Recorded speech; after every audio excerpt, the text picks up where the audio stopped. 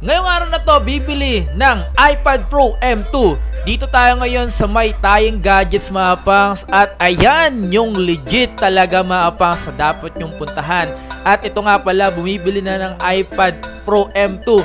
Makakamura ka nga ba dito sa may Tayong Gadgets or mapapamahal? So, saksihan natin kung magkano ba yung presyo dito ng iPad Pro M2.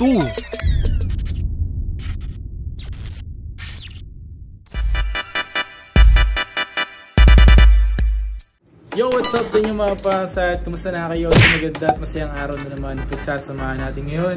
So, ngayong araw na to is sobrang mapayapa ng panahon. Kung nakikita nyo naman mga pangs. At ngayong araw na to is meron din tayong mga agenda or meron tayong kakilala na bibili ng iPad or iPhone. Kasi bibili dapat siya sa authorized resellers. And then ngayon, naalala niya ako tapos minessage ako na baka sakaling matulungan ako kaysa latest iPad ata yun or M2. Tapos nag-check kasi daw sila sa mga authorized resellers dito. Medyo higher yung price. Yo, what's up sa inyo mga pangs? So ngayong araw na to, nandito tayo, nag-check tayo ngayon ng isang iPad.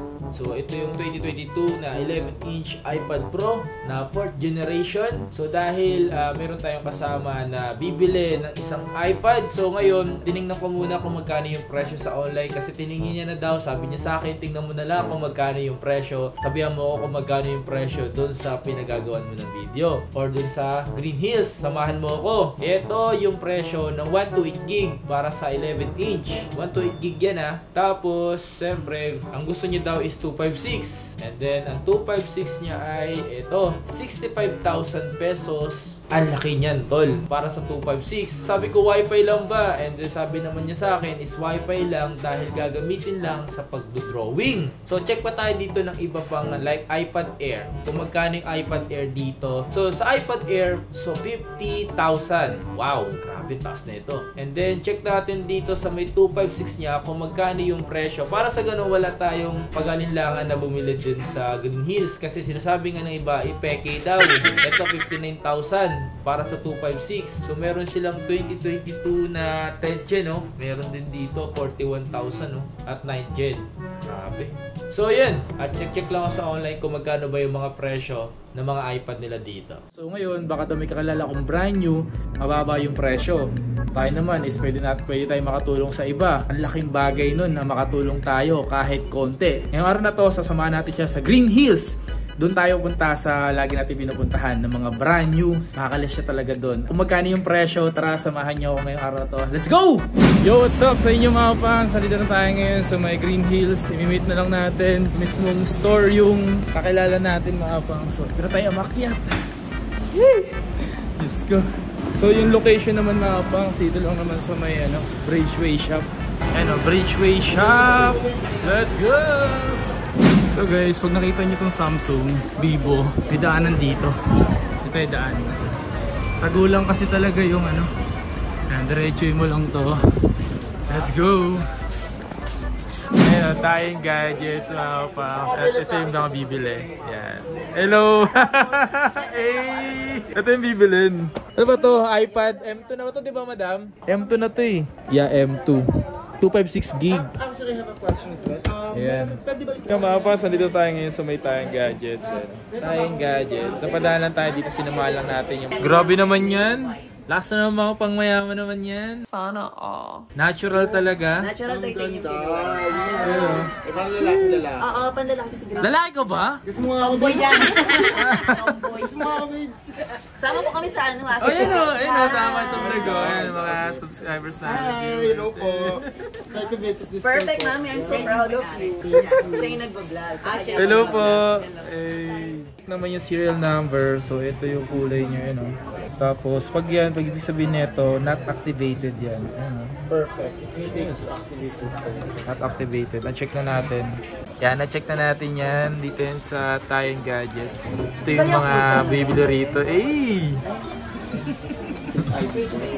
Laki lang. Tingnan mo kung yung pinakapunta ka na nakapag-vlog. Buti na lang bago mo. And M2 to, M2. Yun! Yun. Angas.